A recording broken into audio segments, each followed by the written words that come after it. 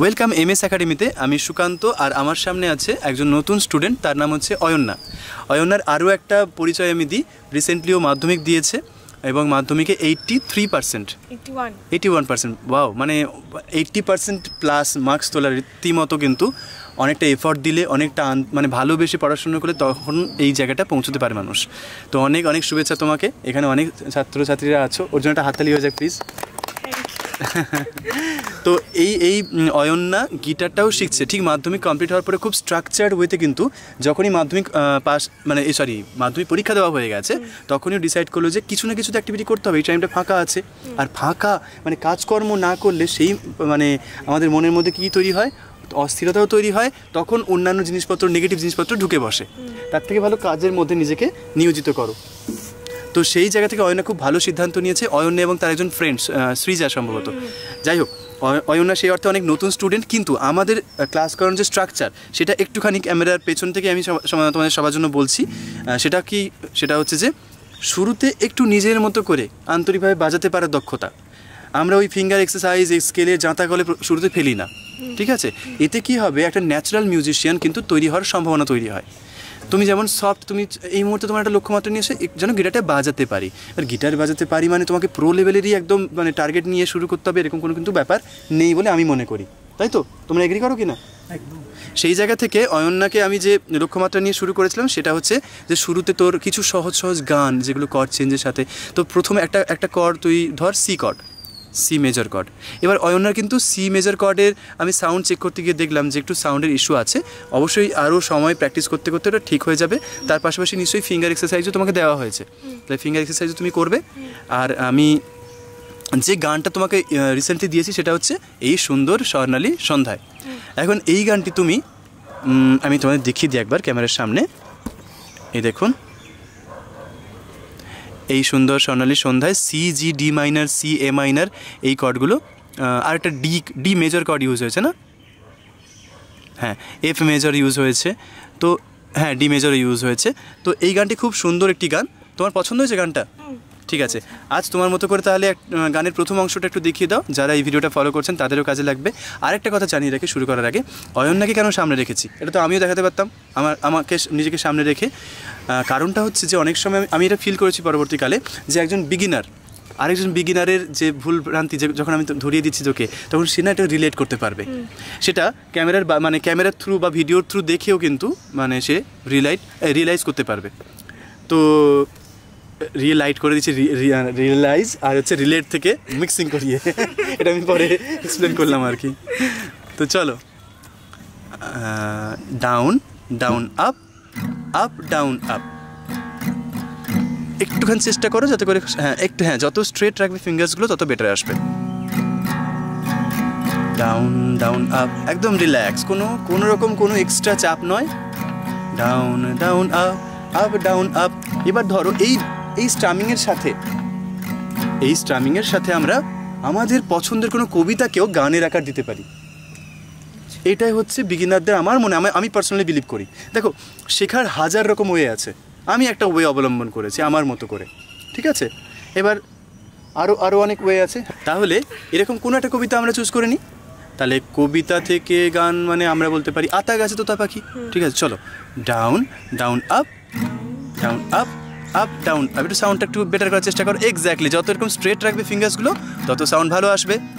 যারা ভিডিওটা দেখছেন তাদের রিকোয়েস্ট করব, কোনো রকম অতিরিক্ত চাপ নেবেন না। মিউজিক চাপ মুক্ত করার জন্য। সেই মিউজিকটা শিখতে গিয়ে যদি অতিরিক্ত চাপ নিয়ে বসে থাকি তাহলে আর কি হলো, তাই তো? তো সেই জায়গা থেকে তুমি এইটার সাথে নিজের মতো করে আতা গাছে তোতা পাখি কথাটাকে বলো এই স্ট্রামিংয়ের সাথে। ক্যা বাত, আমি এতটা ভালো এক্সপেক্ট করিনি। এবং আপনাদের বলছি, আমি খুব পরিষ্কার এবং অনেস্টলি বলছি, ওকে কিন্তু আমি ক্যামেরার আগে তৈরি করিয়ে নিইনি যে আতা গাছ তোতা পাখি তোকে বলাবো ক্যামেরার সামনে। সেটা একদম মানে অনেকে ভিডিওর থ্রু ভাবে যে রেডি করিয়ে বসিয়েছে, সেরকম ব্যাপারটা আমি অন্তত আমার ভিডিওতে করাই না। অনেক ক্ষেত্রে, কয়েকটা ক্ষেত্রে আমি বলে নিয়েছি যে এটা ভাই এটা দেবো, প্র্যাকটিস করে নিস। তো যাই হোক, চলো, আতা গাছে তোতা পাখির পরের লাইনটা কী হবে? ডালিম গাছে তারপর হিরে দাদার বউ। চলো, এইটুকুই। তুমি তাহলে কর্ড চেঞ্জ করে, এটা সি মেজর, এটা এ মাইনর কর্ড ধরো, একবার দেখিয়ে দাও সবাইকে। এ মাইনর কর্ড, একটু চেষ্টা করবে, ফিঙ্গারগুলো অনেকটা শুয়ে আছে, হ্যাঁ এগুলোকে যতটা স্ট্রেট রাখার চেষ্টা করবে তত সাউন্ডটা বেটার আসবে। ওকে চলো আতা গাছে তোতা পাখি, চলো স্টার্ট। আতা গাছে তোতা পাখি, ডালিম গাছে মৌ, হিরে দাদার মরমরি থান, ঠাকুর দাদার বউ। ওই থার্ড লাইনটা আমি বলে দেবো, ঠিক আছে? চলো 1 2 শুরু করো। এটা কি কর্ড? চেঞ্জটা তুমি যদি ইনস্ট্যান্ট না পারো, নতুন তুমি অবভিয়াসলি নতুনের মধ্যে আছো, তাহলে থামাবে, কর্ড চেঞ্জ করবে, তারপর কন্টিনিউ করবে। ঠিক আছে? এতে কি হবে, কর্ড চেঞ্জের টাইমিংটা একটু একটু করে কমে আসবে পার ডে প্র্যাকটিস করলে। চলো ভেরি গুড।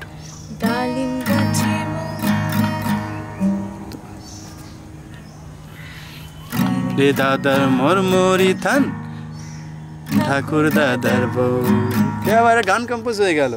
এবং আমরা এই ওয়েতে যদি প্র্যাকটিস করি তাহলে আমরা এটা ফিল করতে পারবো নতুন অবস্থাতেও যে না, মিউজিক কিছু মানুষ কম্পোজ করে গেছে, আমরা কিছু মানুষ এইগুলো ভাইরাল হয়ে যাওয়ার পরে খুব ওগুলোকে নিয়ে মাতামাতি করি। অবশ্যই করো, তাতে কোনো আপত্তি নেই, কিন্তু নিজের কম্পোজ করা জিনিসপত্র আলাদাই জায়গা ভাই, ওটা কোনো কম্পারিজন হয় না, তাই না? ওটা আমার ওই বাবুই পাখিটা কি বলিছে চড়াই বলে একটা কবিতা আছে, প্লিজ পড়িস।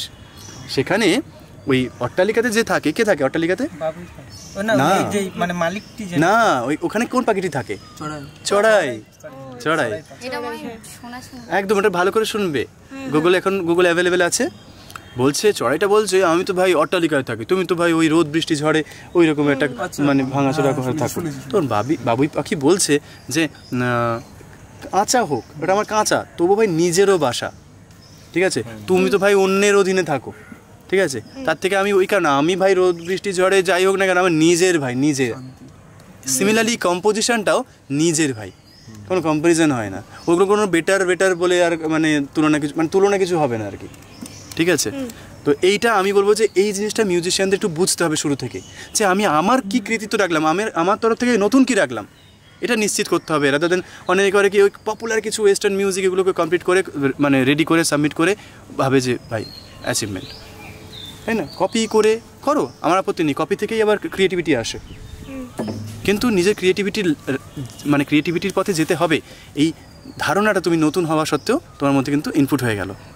চলো এবার আমরা এই সুন্দর স্বর্ণালী সন্ধ্যার একটা লাইন কমপ্লিট করব। আর আপনাদের জানিয়ে রাখি, এই ভিডিও নয়, অন্য একটা ভিডিওতে আমরা এই সুন্দর স্বর্ণালী সন্ধ্যার পুরো গানের কর্ড স্ট্রাকচার আপনাদের শেয়ার করব। চলো ডাউন, চলো down up up down up.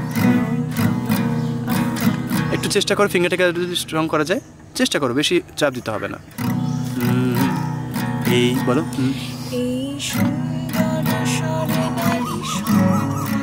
বাহ,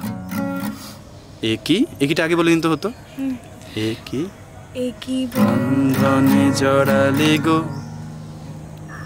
বন্ধু, সুন্দর স্বর্ণালী সন্ধ্যায়, একই বন্ধনে জড়ালে গো। ভেরি গুড বন্ধু। অয়ন্য একটা সত্যি কথা স্বীকার কর, ক্যামেরার সামনে আছি, আমি জেনারেলি পছন্দ করি না ভিডিও কাট করতে, ঠিক আছে? তুই আজকের এই 2.5-3 মাসের জার্নি হয়েছে সম্পূর্ণ, আজকে কর্ডটা যতটা চেঞ্জ করতে টাইম লাগছে একটা কর্ড থেকে অন্য করে, শুরুতে যখন এই কাজটা দিয়েছিলাম, প্রথম যখন কর্ড চেঞ্জের কাজ পেয়েছিলি, তখন কি এতটাই টাইম লাগতো? না, আরো বেশি লাগতো। তখন এরকম এমন কি প্রসেস, এমন মানে মানুষকে কি বলতে চাইবি যে কি এমন করলে এরকমভাবে ইমপ্রুভমেন্ট করা যায়? মানে বারবার তো প্র্যাকটিস করতেই হবে, তার উপর গানের মানে সময় নিয়ে আর কি কর্ড যদি চেঞ্জ করা যায় তাহলে আরও ভালো হয়। হ্যাঁ, আমিও তাই, মানে দুরকম স্ট্রাকচার জানিস তো, যখন তুমি রাইট হ্যান্ডের উপর দিয়ে কাজ করছো তখন ওটা কন্টিনিউ করে যাও, সেক্ষেত্রে তুমি একটা কর্ডের উপর দিয়ে করতে পারো, সেক্ষেত্রে রাইট হ্যান্ডের ফ্লোটা কিন্তু চলে আসবে, ফ্লো। এটা একটা সেপারেট প্র্যাকটিস। আর যখন তুমি কর্ড চেঞ্জের প্রসেসের উপরে কাজ করছো, তখন যদি তুমি ইনিশিয়ালি তাড়াহুড়ো করে কর্ড চেঞ্জ করো, তাহলে সেই পরের যে কর্ডটা তুমি ধরছো ওটা যেন তেন কারণে হয়তো অন্য কিছু ধরা হয়ে গেল, হয়তো ঠিকঠাক জায়গায় তুই ফিঙ্গার রাখতেই পারলি না, কিন্তু তুই বাজিয়ে গেলি কন্টিনিউয়াসলি। এটাতে কি হবে, কর্ডের কোয়ালিটি নষ্ট হবে। এই যে সি কর্ড তুই যদি থেমে প্রপার ওয়েতে প্রপার জায়গায় ফিঙ্গার রাখিস, তাহলে কি ওটা হ্যাবিট তৈরি হয়ে যাবে যে আমি এখানেই ফিঙ্গার রাখবো, হ্যাঁ কি না? তো ওই জন্য আমি বলি যে হোল্ডিং টেকনিকটা অনেক ভালো টেকনিক। তুমি একটা কর্ড বাজাও, একটা গানে একটা অংশ বাজাও যেখানে কর্ড একটাই আছে, তারপর নেক্সট কর্ড যেখানে আছে ওখানে থামো, রিল্যাক্স, তারপর নেক্সট কর্ডে যাও। এবং আমি বিশ্বাস করি এভাবে তুমি যদি পার ডে প্র্যাকটিস করো, তাহলে তোমার আগামী দেখবে 1 মাসের মধ্যে তোমার আরও একটু কমে আসবে।